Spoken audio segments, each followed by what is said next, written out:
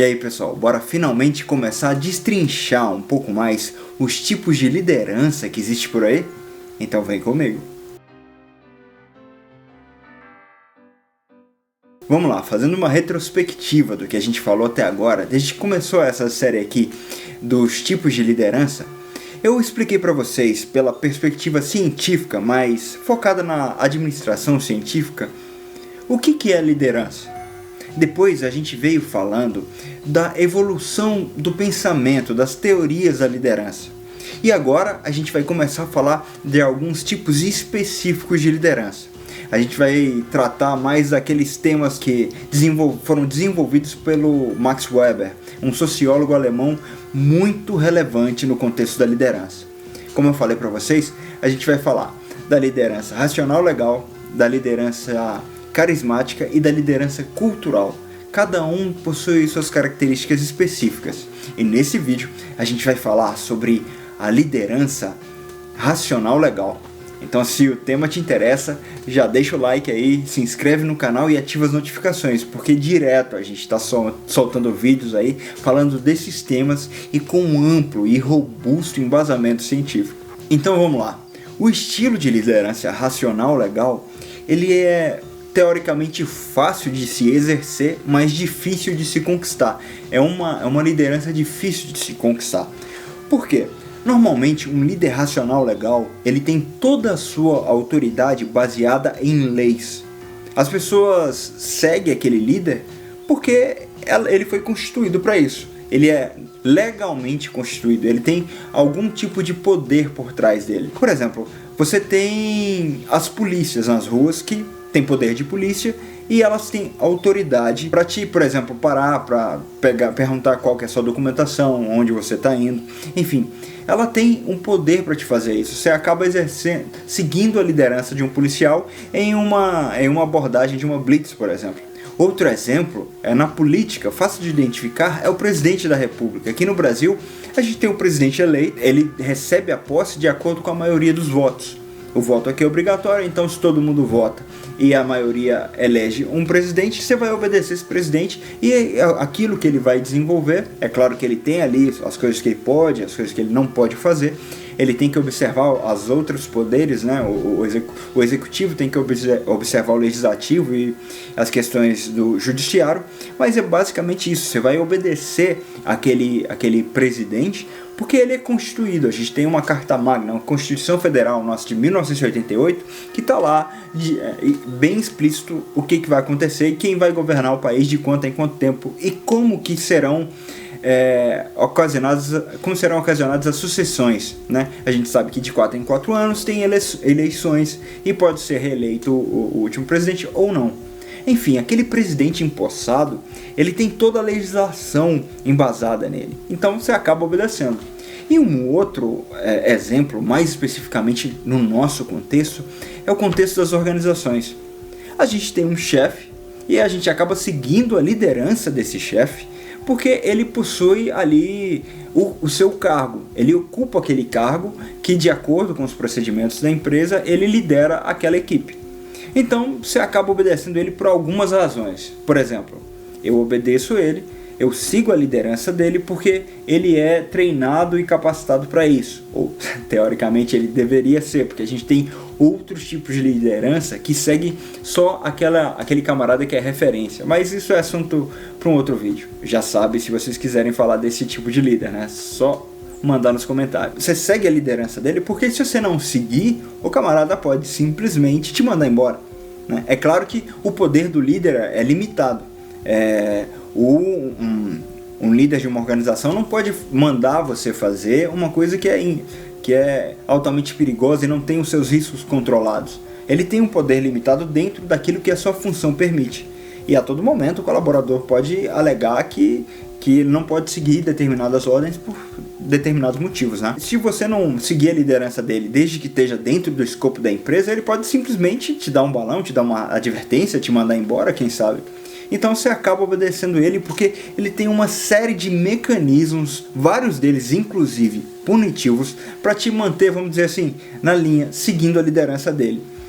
É uma liderança complexa e não é a liderança que tem o maior vínculo, né, com os liderados, porque podemos dizer que é uma liderança artificial, ela não é reconhecida amplamente. Tipo, se soltasse todo mundo em uma situação livre, aquele líder que é o líder da empresa, bem provavelmente ele não conseguiria, bem provavelmente não, eu diria, não necessariamente, ele conseguiria liderar esse grupo em uma outra situação. Ele depende de todo esse arcabouço legal para ele exercer a sua liderança. É claro que existem líderes que, além desse arcabouço legal, ele soma características de outros tipos de liderança, o que torna ele cada vez mais legítimo e cada vez mais apto a exercer sua liderança e a terem os seus liderados bem consonantes com aquilo que ele quer fazer e com a direção que ele quer seguir. Mas não são só mecanismos punitivos que um líder racional legal pode ter. Às vezes você segue a liderança dele, não é só pelo medo, porque ele pode te demitir, mas também por certo tipo de interesse. Porque o líder racional legal, ele pode te promover, ele pode te conceder uma honraria, ele pode fazer alguma coisa que é do seu interesse, caso você obedeça, siga a liderança dele da melhor forma possível. Então, existem vários mecanismos para você seguir esse líder, para você se interessar a seguir esse líder. E às vezes, isso nas organizações não é definido da melhor forma possível. Porque, por exemplo, um líder que segue essa estrutura burocrática, racional, legal, às vezes ele é promovido como líder pelo bom desempenho em uma função técnica, por exemplo. E a gente sabe que é muito diferente um cara que é um excelente técnico para um cara que é um excelente líder. São características completamente diferentes, né? Elas não compartilham entre si os pilares mais importantes. O cara que é um bom técnico, ele conhece ali as especificações perfeitas de cada situação, ele tem um potencial contingencial para desenvolvimento das atividades muito apurados, porque normalmente ele tem ou uma experiência vasta, ou ele é um camarada que tem um background acadêmico, ou ele conhece muito bem as normas, para ele lidar melhor com determinados tipos de situação. Esse camarada não é necessariamente o camarada que vai saber lidar com pessoas, por exemplo, saber entender as pessoas, saber lidar com opiniões conflitantes. O líder racional legal, normalmente ele tem certa dificuldade de lidar com opiniões conflitantes, porque a autoridade dele está embasada nas leis, né? No procedimento da empresa, em como as coisas funcionam. Não necessariamente em uma capacidade que ele tem de ouvir as pessoas, né? De liderar as pessoas por meio do carisma, que a gente vai comentar mais tarde, por exemplo. Mais tarde que eu digo em outro vídeo. Então, tem essas especificações. Lembra que a gente falou nesse vídeo aqui que alguns autores, no final da década de 80 principalmente, começaram a questionar a questão da liderança, principalmente pelos estilos de sucessão que eram criados moldes muito parecidos com aquele camarada que já ocupa a liderança, o que não impede de outras pessoas com perfis diferentes executarem a situação, muitas vezes até melhor executada do que esse próprio líder. Tem que ter uma percepção bem desenvolvida para entender melhor essa questão. Então um líder racional legal, ele é um líder burocrático, se apoia em leis e ele não necessariamente tem um carisma elevado que faz as pessoas seguirem ele pelo que ele é. Não necessariamente. Às vezes seguem porque, às vezes não, a maioria das vezes seguem porque a lei manda assim. Você não tem muita outra escolha dado o contexto que você está inserido. E acaba que essa previsão legal, em algumas vezes, pode limitar o potencial de desenvolvimento do próprio líder. Porque se ele tem todo o arcabouço das regras jogando a favor dele, ele não precisa se reinventar e se melhorar para continuar na liderança. Ele só precisa seguir e ele vai desenvolvendo assim as suas atividades.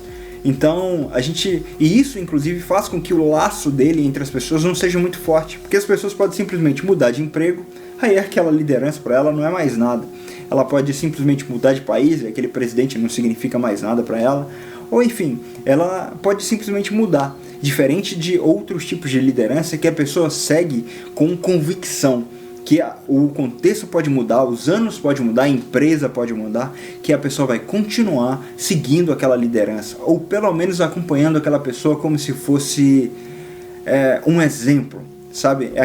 É o tipo de pessoa que você lembra e fala assim, poxa, eu aprendi muito com aquela pessoa.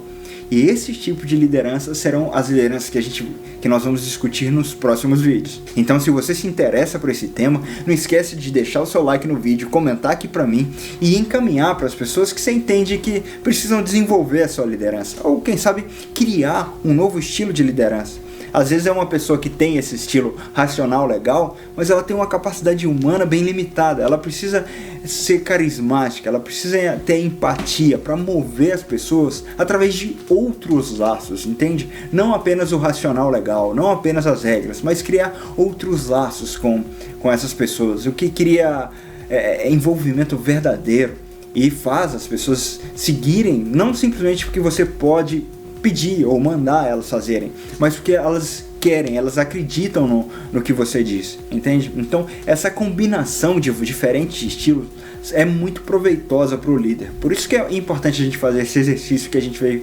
fazendo, de relembrar, revisitar e estudar os tipos de líderes que a gente vê por aí. Mas vocês sabiam que além do líder racional legal, existe um outro tipo de líder que também se embasa em certo tipo de preceitos? Certos tipos de regras que existem ali, mas elas não estão necessariamente no papel. Ela é uma coisa que tem a ver com simbolismo, ou mitos, ou uma coisa que tem a ver com a cultura. Às vezes a gente segue porque sempre foi assim, todo mundo seguiu, e às vezes a gente pensando assim, opa, se a gente faz uma coisa que sempre foi assim, necessariamente está errado, né? Às vezes a gente tem essa cultura, mas às vezes a gente não entende que se sempre foi assim, quer dizer que sempre funcionou assim. O contexto se validou em diferentes tipos de situações. E é exatamente esse líder, o líder que é embasado em questões culturais, que a gente vai discutir no próximo vídeo. É isso aí, te vejo lá, hein? Não esqueça de ativar o sininho, que aí chega aí pra você sempre que eu lanço o vídeo. E essa série vai ficar bem interessante, principalmente nos próximos vídeos. Te vejo lá e até mais.